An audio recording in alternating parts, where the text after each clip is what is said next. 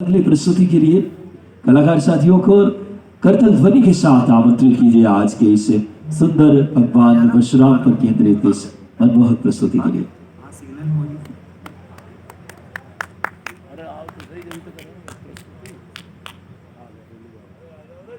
प्रस्तुत है महानाट्य परशुराम गाथा। परशुराम गाथा। परशुराम गाथा।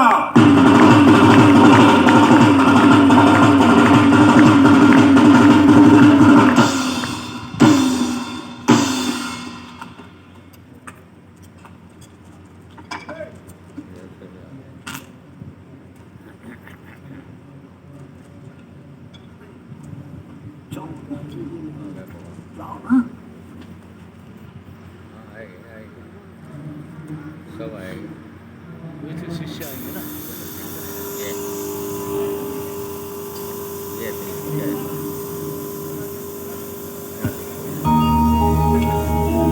ॐ जामदग्न्याय विद्महे महावीराय धीमहि तन्नो परशुराम प्रचोदयात्।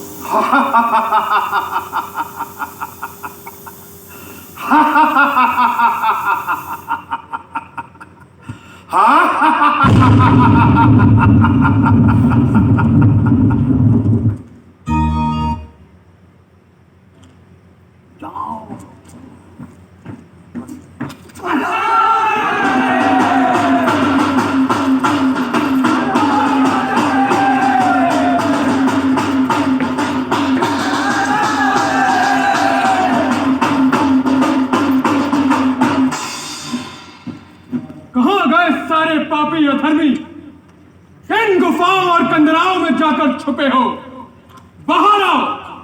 मैं कहता हूं बाहर आओ। मैं जमदग्नि पुत्र परशुराम ये प्रतिज्ञा करता हूं कि इस पृथ्वी पर जितने भी अधर्मी क्षत्रिय पापी हैं, मैं परशुराम इस परशु से उन सभी पापी की हत्या कर इस धरा को क्षत्रिय रहित कर दूंगा। इस धरा पर हो रहे पाप और अत्याचार को नष्ट कर दूंगा। फिर ये पृथ्वी एक ऐसी जगह बनेगी जहां हर कोई प्रेम भावना से रहेगा, किसी को किसी का भय नहीं होगा। जिन जिन धर्मी क्षत्रिय राजाओं ने मेरी धरती मां की आंखों में आंसू दिए हैं, सौगंध है मुझे अपनी माता की, यदि इनमें से किसी ने भी इनकी सहायता करने की चेष्टा भी की तो मैं यह समझूंगा कि उन्हें अपने प्राण प्रिय नहीं है। हरा हरा हरा महादेव।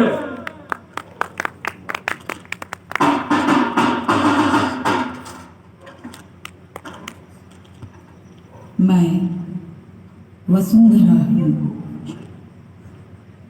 मैंने समय के हर परिवर्तन को देखा है और त्रेता युग के समय में बढ़ रहे अत्याचार को देखकर मैं आज भी सिहर जाती हूँ। ये बात है त्रेता युग की, जब सहस्त्रबाहु अर्जुन हयवंशी चक्रवर्ती सम्राट थे।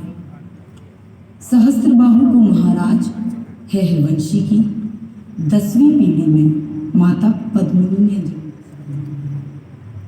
बाल्यकाल में सहस्त्रबाहु का नाम एकवीर था और कृतवीर का पुत्र होने के कारण सहस्त्रबाहु को कार्तवीर अर्जुन भी कहा जाता था।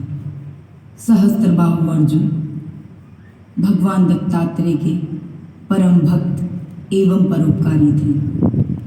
सहस्त्रबाहु ने भगवान दत्तात्रेय को अपनी आराधना से प्रसन्न किया, जिसके फलस्वरूप भगवान दत्तात्रेय ने प्रसन्न होकर सहस्त्र भुजा एवं बल का वरदान दिया। जिसके कारण वो सहस्त्रबाहु अर्जुन कहलाने लगा। भगवान दत्तात्रेय से वरदान पाकर उसके अहंकार में चूर होकर उसने ऋषि मुनियों मनुष्यों पर अत्याचार किया और उसके अत्याचार इतने बढ़े कि चारों तरफ हाहाकार मची हुई थी। और फिर समय आया भगवान विष्णु के छठे अवतार परशुराम के जन्म से पहले की घटना का। राजा गाधी के पास पहुंचे परशुराम के पितामह ऋषि ऋचिक।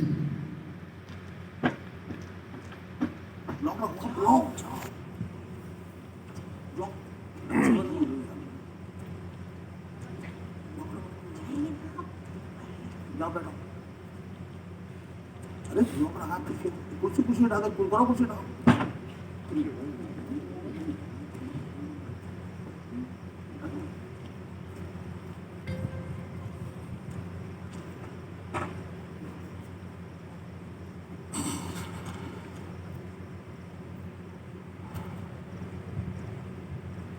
किंतु ऋषिवर, आप यह तो सोचिए कि संपूर्ण ब्रह्मांड में हमारे विषय में लोग क्या सोचेंगे कि एक राजा ने अपनी पुत्री का ब्याह एक वनवासी ऋषि के साथ कर दिया। आप हमारी ख्याति, हमारे सम्मान के बारे में सोचिए ऋषिवर। ऐसा पहली बार तो नहीं है राजन, और मैं भी भृगुवंशी ऋचिक हूं।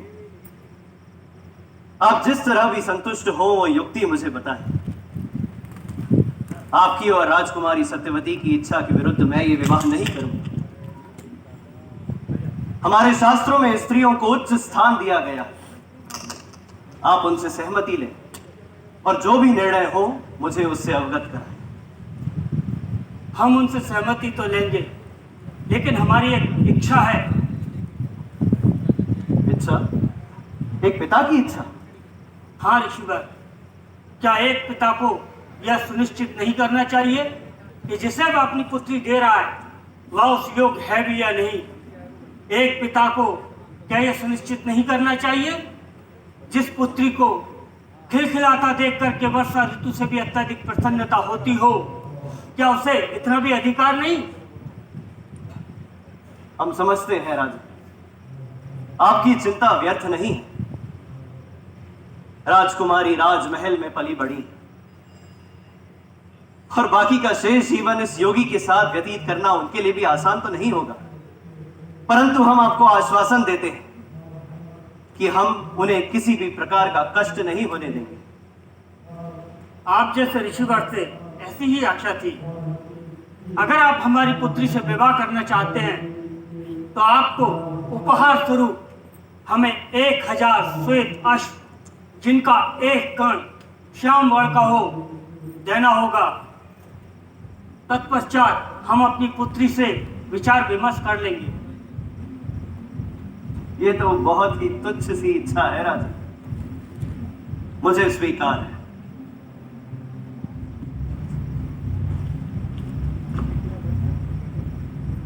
प्रणाम मुनिवर।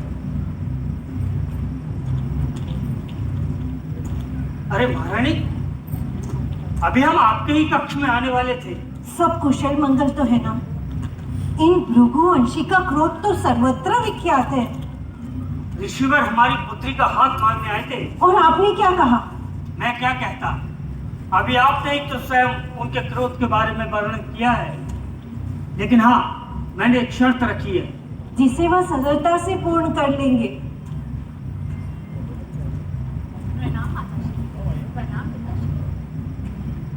आप लोग इतने चिंतित क्यों दिख रहे हैं? भृगुवंशी ऋषि ऋचिक तुमसे विवाह करना चाहते हैं। क्या? ये तो बहुत प्रसन्नता की बात है।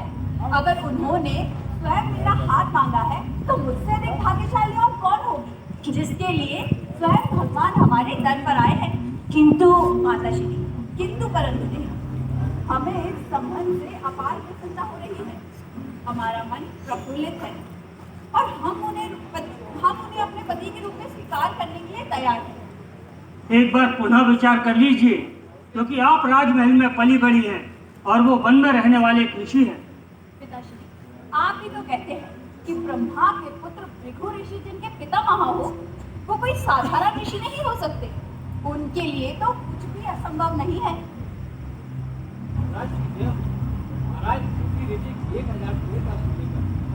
कैमरे वाले भाई, ओ भाई, हेलो। कहाँ जा रही हो राजकुमारी? माताश्री, आप पिताश्री से विचार विमर्श कीजिए। हम चले अपनी सहेलियों के साथ श्वेत अश्व देखने। प्रभु की जैसी इच्छा। महारानी, राजकुमारी प्रफुल्लित है, तो फिर विलंब किस बात का? आप क्षमा करें महाराज, मुझसे कोई भूल हो तो क्या मैं आपसे कुछ कह सकती हूँ? निसंकोच कहिए महारानी। महाराज, हमारे वंश को आगे बढ़ाने वाला कोई नहीं। जो 1000 श्वेत अश्व ला सकता है, क्या वो हमें पुत्र प्राप्ति का आशीर्वाद प्रदान नहीं कर सकता? विचार तो उत्तम है। विवाह पश्चात आप पुत्री सत्यवती से इस विषय में विचार विमर्श कर लीजिएगा। जैसी आपकी आज्ञा।